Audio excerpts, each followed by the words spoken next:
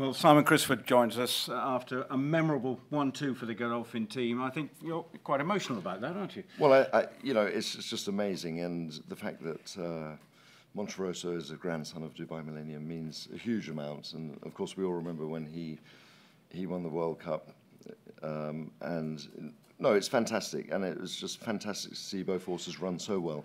And Monterosso, I mean, this horse stood the test. I mean, he's tough. I mean, he ran well in the race last year, and people perhaps saying, well, this is a tougher race and he will do well to win. But what was the Godolphin feeling coming into the contest? Well, I think the Godolphin feeling, when we saw him run last year, it was a very slowly run race. But if you watch the video again, you'll see that he gallops out better than any horse in the race. And we knew that he was a very legitimate live horse for this year. He then had a small colic complication, which meant that we couldn't campaign him in Europe early on, so we decided to give him complete break and make this race his big target. And you know, he was slightly ring rusty for his prep race. We knew he was going to improve. He improved enormously, watching his work since that run. And we came here feeling really hopeful, but not overly confident for both horses. But you know, I know there's great pressure on you when you're here, because obviously the expectations level from everybody. But to do it, perhaps, you know, almost for many people's idea, maybe under the radar. Well, I think the race this year had so much strength and depth to it, and there were some fantastic international horses lining up against us. So, you know, we couldn't be anything other than hopeful that the horses would run up to their best form.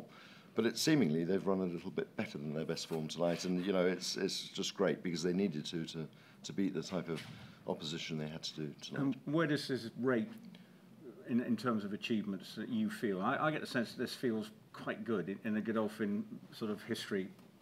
Well, I think it does. I mean, Godolphin, you know, we haven't won the World Cup since Electrocutionists, which was a few years ago, and I obviously realise it's an incredibly hard race to win because everybody wants to win the Dubai World Cup, but you know, it is our home territory, and you know, we bring a team of horses out here, so it is important that we're involved in it, and it's really important that that we're winning big races. And I think for His Highness Sheikh Mohammed, it meant everything, because he's been very involved in their training. He's been very involved personally with their program, and it's just so exciting when it all comes together, because often it doesn't, as you know. Indeed, Mikel Barcelona.